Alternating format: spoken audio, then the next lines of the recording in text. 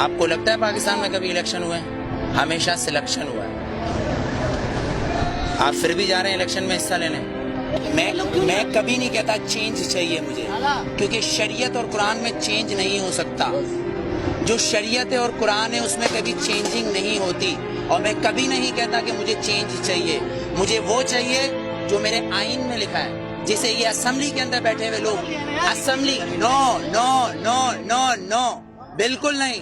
اس آئین کو پڑھیں، کیونکہ آسما جہانگیر نے اس آئین کو اپنا بنایا ہوا ہے. صفدر عباسی نے اس آئین کو اپنا بنایا ہوا ہے. پر دستور پاکستان کا آرٹیکل نمبر 1 یہ کہتا ہے کہ یہ سلطنت خدا داد پاکستان ہے. مطلب یہ اللہ کی زمین ہے. اگر میرا گھر ہے تو میرا قانون چلے گا.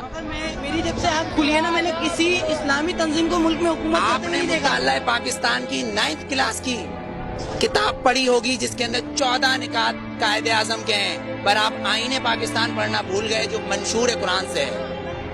شاید نہیں پڑھا ہوگا آپ نے. اگر پڑھا ہوگا تو آسما جہانگیر آپ کو اس کے اندر سے کچھ اصل نکال کے دے دیں گی. آپ کہو گے وہ صحیح ہے. طاہر الپادری صاحب کچھ نکال کے دے دیں گے، آپ کہو گے وہ صحیح ہے. لیکن اصل میں صحیح جو ہے وہ ہے قرآن اور شریعت. اس میں چینج نہیں ہوتا، جو میں چینج کبھی نہیں مانگتا. قرآن میں چینج نہیں ہوتا وہ سب بات مانتے ہیں، لیکن آپ نے قرآن کی کتاب کو تو کونے میں رکھ دیا نا. کون جی نہیں میں نے نہیں رکھا. آپ نے رکھا ہے کیونکہ آپ ان کو ووٹ دے رہے ہیں. ووٹ میں بتاؤں کیا ہے. ووٹ نے تو فرعون کو بھی چنا تھا. ووٹ نے تو ہٹلر کو بھی چنا تھا. پر میرے نبی کو کسی ووٹ نے نہیں چنا. علی کو کسی ووٹ نے نہیں چنا. عمر کو کسی ووٹ نے نہیں چنا. صدیق کو نہیں چنا. عثمان کو نہیں چنا. تو پھر آپ اور میں کیسے ہو سکتے کہ اس ملک کا قانون ووٹ پہ ہو، وہ بھی 5 اور 6 سے؟ کوئی عمل کرتا ہے، مجھے صرف اتنا سا جاتا ہے. الحمدللہ وہ لوگ عمل. میں بتاتا ہوں. آپ مجھے آنسر دینے دیں. آپ نے کوشچن کرا ہے، میں آنسر دوں گا، آپ اس کا آنسر نہ دیں یا تو آپ نہ پوچھیں. میرے نبی نے یہ نہیں بولا کسی معصوم کو مت مارو، لیکن میرے نبی نے کہا اگر تمہارے کعبے پہ کوئی حملہ کرے تو اس کو جواب دو. اقصی کے اندر نماز پڑھنا ہے مجھے، تمہارا قانون مجھے پڑھنے دے گا. میرا قبلہ اول ہے، یہودیوں نے اس میں گھوڑے باندھے ہوئے ہیں، تو پھر میں کیا کروں؟ اگر لال مسجد کے اندر مشرف حملہ کرے گا تو میں کیا کروں؟ میرے گھر کے اندر میری ماں کو آگے کوئی اٹھا کے لے جائے، میں کیا کروں؟ میرا قانون اس کی اجازت دیتا ہے.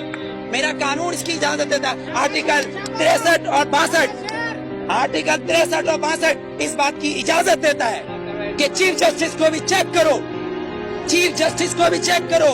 لیکن یہاں تو میں پارکنگ والا کھڑا ہوں، یہ پارکنگ والا میں کھڑا ہوں. یہاں گورنمنٹ آتی ہے، کہتی گورنمنٹ کی گاڑی ہے.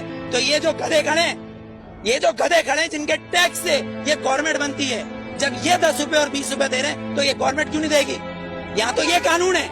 3 قانون، آرمی کا ایک، گورنمنٹ کا ایک، اور ایک مجھ جیسے اور ہم جیسے گدھوں کا الگ.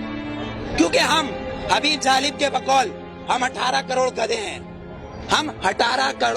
ہیں.